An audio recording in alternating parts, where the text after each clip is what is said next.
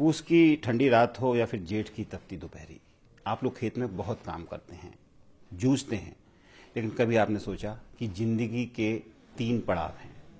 पहला पड़ाव बचपन, दूसरा जवानी और तीसरा बुढ़ापा। बुढ़ापे के बाद स्थिति ये हो जाती है कि आपको सामाजिक सुरक्षा, आपको धन की सुरक्षा की आवश्यकता होती है।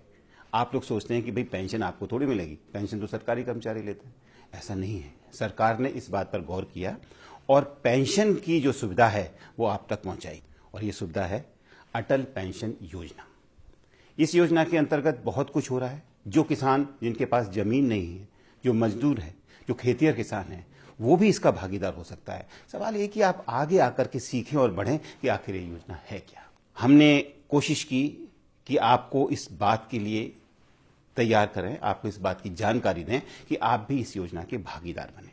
और आइए इन्हीं विषय पर जानकारी लेते हैं इसी प्राधिकरण के सदस्य डॉक्टर BS भंडारी साहब से। भंडारी साहब, सबसे पहले तो एक बात ये आती है कि जब कभी भी उम्र का आखिरी ढलान आता है तो आदमी के हाथ में एक तो सामाजिक सुरक्षा चाहिए, दूसरा एक वित्तीय सहायता चाहिए। इसको देखते हुए जो अटल पेंशन योजना है, इसके क्या मुख्य बिंदु हैं क्या? अनऑर्गेनाइज सेक्टर में कोई पेंशन योजना न होने की वजह से भारत सरकार ने इस चीज को बड़े ध्यान से देखा है और इसी चीज को मद्देनजर रखते हुए अटल पेंशन योजना शुरू की।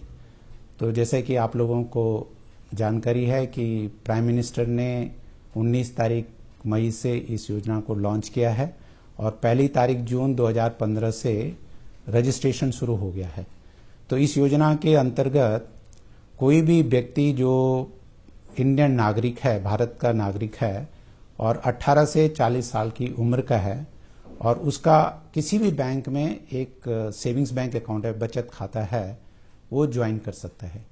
इस योजना के अंतर्गत ज्वाइन करते समय आदमी की जो उम्र हो और जितनी वो पेंशन चाहता है, मंथली पेंशन चाहता है, मान लो 1,000 रुपये चाहता है, 2,000 रुपये चाहता है, 3,000, 4,000, 5,000, उसके अनुसार जो है मंथली 3 महीने की और 6 महीने की इंस्टॉलमेंट बनी हुई हैं और बैंक खाते के थ्रू जो है उसका ये ऑटोमेटिकली पेंशन अकाउंट में पैसा चला जाएगा और जब वो 60 साल का होगा तो उसको जो है जो इंटेंडेड पेंशन है, जिस पेंशन के लिए उसने अप्लाई किया था, उतनी पेंशन उसको हर महीने मिलेगी।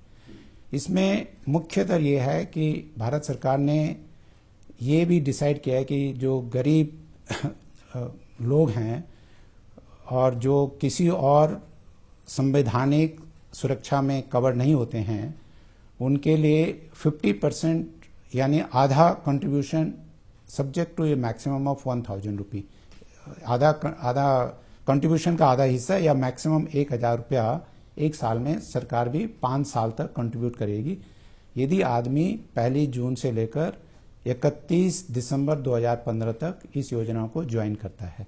लेकिन अब सवाल ये आता है कि जो हमारा किसान है उसको बहुतों को ये जानकारी पहुंचती नहीं है कि सरकार की कौन कौन सी योजना है, और मैं समझता हूँ किसान तक ये अटल पेंशन योजना जो है इसकी भी जानकारी नहीं पहुंची होगी और बहुतों को पहुंच भी गई होगी। इसके लिए आप क्या जो है माध्यम अपना रहे हैं? जी, इस योजना का जो मुख्य वो है बैंक अकाउंट। तो किसान का किसी भी बैंक में, हम इनफैक्ट इस योजना के अंतर्गत सभी bank, public sector bank, private sector bank, regional rural banks and cooperative banks, rural areas में भी और अर्बन एरियाज में भी, हर एक बैंक की हर एक ब्रांच को इसमें वो इन्वॉल्व किया गया है ताकि बहुत वाइड नेटवर्क हो सके और देश के कोने कोने तक हर आदमी संगठित क्षेत्र से, असंगठित क्षेत्र से, यानी ऑर्गेनाइज सेक्टर से, अनऑर्गेनाइज सेक्टर से इस योजना से जुड़ सके। और किसानों को मद्देनजर रखते हुए, क्योंकि किसानों का एक रेगुलर इनकम नहीं होता है, फसल कभी 3 महीने में होती है, कुछ फसलें 6 महीने में होती हैं, कभी नहीं भी हो पाती। इन चीजों को मद्देनजर रखते हुए एक तो गवर्नमेंट का को कंट्रीब्यूशन है, दूसरा जो इंस्टॉलमेंट है ये जो है महीने में, 3 महीने में और 6 महीने में आदमी दे सकता है। और गवर्नमेंट की खास चीज इसमें यह है कि गवर्नमेंट की गारंटी है, इस स्कीम में गवर्नमेंट की गारंटी है। अगर किसी, क्योंकि जो पैसा एकत्रित होता है ये जो है डिफरेंट सिक्योरिटीज में इन्वेस्ट होता है, इसके अंदर गवर्नमेंट की सिक्योरिटी में इन्वेस्ट होता है, इसके अंदर जो है कॉर्पोरेट डिवेंचर्स एंड बॉन्ड्स में भी इन्वेस्ट होता है, निवेश होता है पैसा, और ये पैसा जो है अच्छी कंपनियों के शेयर में जो अच्छा परफॉर्म कर रही हैं उनके शेयर में भी लगता है।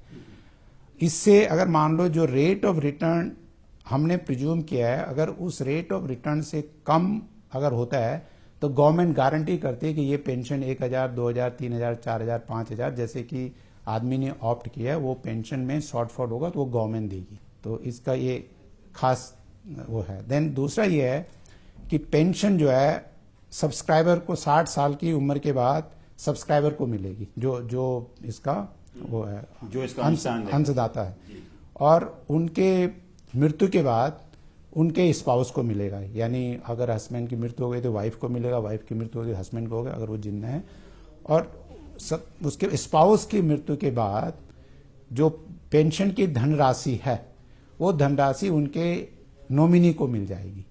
और वो धनराशि भी जो है, जैसे मान लो 1,000 की पेंशन के लिए किसी ने ऑप्ट किया तो 1.7 लाख के लगभग होगी, किसी ने 5,000 के लिए ऑप्ट किया है तो वो लगभग 8.5 लाख के लगभग होगी। वो दोनों को, पहले सब्सक्राइबर को, उनकी मृत्यु के बाद उनके स्पाउस को, और उसके बाद वो धनराशि जो है उनके नामित को यानी नॉमिनी को वापस कर दी जाएगी। डॉक्टर भंडारी, एक बात तो ये माननी पड़ेगी आपको कि जो मैदानी क्षेत्र हैं वहाँ का किसान एक जागरूक भी कह सकते हैं, या उसको जल्दी सुविधाएं पहुँचती हैं और उसके पास खेती के लिए अच्छी सुविधाएं भी हैं। और जो हमारा पहाड़ी किसान है, कई बार सुदूर क्षेत्र का किसान है, उसके पास ना तो उतना धन होता है, ना उतनी सुविधाएं होती है, ना इतनी जानकारी पहुंच पाती है। तो कई बार वो अपनी जो अंशदान है उसको देने में उसको कमी आती है या नहीं दे पाता है, तो उसके लिए क्या हो रहा है? अब देखिए, एक तो इसमें यदि किसी कारणवश कोई आदमी किसी 1 महीने में, या मान लो उसने 3 महीने के लिए 3 महीने की इंस्टॉलमेंट दे रहा है, किसी 3 महीने में वो पैसा ना दे पाए तो उसका अकाउंट बंद नहीं करते हैं, वो अकाउंट चलता रहता है। वो जो है नेक्स्ट टाइम जब भी उसके पास पैसा होता है वो पैसा दे सकता है। उसमें हमने ये किया, क्योंकि इसमें गवर्नमेंट की गारंटी है, तो इसमें ये रखा है कि भाई जो सब्सक्राइबर है उसका पैसा बराबर आता रहना चाहिए। अगर मान लो किसी कारणवश किसी महीने या 3 महीने किसी पीरियड में नहीं आया है तो उसमें एक हल्का सा ओवर ड्यू इंटरेस्ट लगाया हुआ है। वो है उस बंदे को 1 महीने में 100 रुपए पे 1 रुपया देना पड़ेगा, और वो पैसा, वो जो ये ओवर ड्यू इंटरेस्ट है, ये भी उसी के पेंशन अकाउंट में जाता है, जिसको कि हम प्राण अकाउंट बोलते हैं, परमानेंट रिटायरमेंट अकाउंट नंबर बोलते हैं। ये पैसा भी उसी के अकाउंट में जाता है। अब यहाँ पर एक बात सबसे पहले आती है, जो मोटी मोटी बात मैं जानना चाहूंगा। किसान को कई बार चीजें बतानी भी बहुत जरूरी होती है, सीधी बतानी जरूरी होती है। किस उम्र में इसकी वो शुरुआत करेगा, इसके अलावा उसको किस उम्र तक वो जो किस्त है वो देनी होगी, और उसके बाद उसको जो अंशदान है वो कितना देना होगा, क्या उम्र के हिसाब से वो अलग अलग होगा? ये इंस्टॉलमेंट दो चीजों में डिटरमिन करती हैं। एक तो आदमी कब ज्वाइन कर रहा है। अगर कोई आदमी यंग एज में ज्वाइन कर रहा है तो, क्योंकि अगर 18 साल के या 20 साल की उम्र में वो ज्वाइन कर रहा है तो वो लंबे समय के लिए जुड़ा हुआ है, तो उसको छोटी इंस्टॉलमेंट देनी पड़ेगी। 18 साल वाला 42 साल तक इंस्टॉलमेंट देगा, जब तक कि वो 60 की उम्र पे आता है। और जो 20 साल में पेंशन से जुड़ा है उसने जो है 40 साल तक सिस्टम में जुड़ा होगा, तो उसको 40 साल तक इंस्टॉलमेंट देनी है, तो इसलिए उसकी इंस्टॉलमेंट कम बनेगी। अगर कोई आदमी मान लो कि वो 35 साल की उम्र में ज्वाइन करता है या 30 साल की उम्र में ज्वाइन करता है, तो एक आदमी जो 30 साल की उम्र में ज्वाइन करता है और मान लो वो 1,000 रुपए के लिए ज्वाइन करता है और उसको मंथली इंस्टॉलमेंट उसने बोली हुई है, तो उसको 116 रुपया 1 महीने में देना पड़ेगा। अगर वो क्वार्टरली कहता है कि 3 महीने में मैं दूंगा तो उसको 346 रुपए देना पड़ेगा।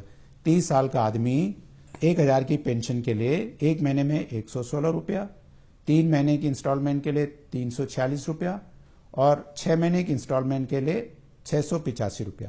ये उसको इसी क्रम से तब तक देता रहना है जब तक कि वो 60 साल का ना हो जाए। 60 साल में उसको पेंशन मिलेगी 1,000 रुपये। अगर मान लो वो 1,000 के बजाय 5,000 के लिए करता है, आदमी की उम्र 30 साल है, वो 5,000 की पेंशन के लिए करता है, तो उसको 5,000 की पेंशन के लिए मंथली इंस्टॉलमेंट 577 रुपया, अगर वो क्वार्टरली या त्रिमासिक इंस्टॉलमेंट देता है तो 1,720 रुपया, अगर हाफ ईयरली देता है तो 3,405 रुपया उसको हर 6 महीने में देना पड़ेगा। और जैसे वो 60 साल का होता है उसके बाद उसको 5,000 रुपए की पेंशन मिलेगी। और फिर जो पेंशन की धनराशि है वो 5,000 पेंशन की धनराशि लगभग 8.5 लाख 8.5 लाख रुपया बन जाएगी। ये उनके नामित को यानी उनके नॉमिनी को वापस हो जाएगी। डॉक्टर भंडारी, मैं क्या ये समझ सकता हूं, आखिर में दो बातें मैं आपसे जानना चाहूँ। पहली बात तो ये है कि जो प्रधानमंत्री जनधन योजना है, ये इस योजना का विस्तार है, और दूसरी बात यह है कि कुछ समय पहले संभवतः 2010 में, जहां तक मैं समझता हूं, एक योजना आई थी स्वावलंबन योजना। उसमें भी किसान की भागीदारी थी, आम जन की भी भागीदारी थी, और उसमें सरकार कुछ पैसा देती थी। तो इसमें और उसमें आखिर अंतर क्या है? जी, ऐसा है, पहले आपने बिल्कुल दुरुस्त बोला, 2010 में सरकार ने एक स्वावलंबन योजना निकाली थी, और उसके अंदर यह था कि यदि कोई आदमी एक साल के अंदर 1,000 से 12,000 रुपए तक खुद कंट्रीब्यूट करता है तो सरकार उसके अकाउंट में 1,000 रुपया एक साल में डालेगी, और मैक्सिमम कंट्रीब्यूशन सरकार जो है 5 साल तक करेगी। लेकिन उसमें कोई मिनिमम गारंटीड पेंशन का प्रावधान नहीं था। जब हम उस योजना का प्रचार कर रहे थे, लोगों से बात करते थे, तो ये सवाल आया कि अधिकतर लोग ये चाहते हैं कि मुझे क्या पेंशन मिलेगी। अब क्योंकि ये जो धनराशि आती है ये मार्केट में इन्वेस्ट होती है, मार्केट में रेट जो है बढ़ता रहता है, तो वो एश्योरेंस के बारे में कुछ नहीं बोल पाते थे। हम कहते थे कि अच्छा रिटर्न मिल रहा है, जो कि मिल भी रहा है। करीब अभी तक जो रिटर्न पेंशन फंड मैनेजर्स ने स्वावलंबन इन्वेस्टमेंट के ऊपर अर्न किया वो 10% से ज्यादा है, लेकिन ये एश्योरेंस मैं नहीं दे पाता हूं। अगर मान लो मिल रहा है तो ठीक है, अगर किसी कारणवश कम हो गया तो उसमें गारंटी नहीं थी। ये जो अटल पेंशन योजना है ये एक तरह से सुधार है, स्वावलंबन में एक तरह से सुधार है, और उसमें यह है कि एक तो गवर्नमेंट का को कंट्रीब्यूशन है इसमें 5 साल तक के लिए, और दूसरा जो है मिनिमम गारंटीड पेंशन है।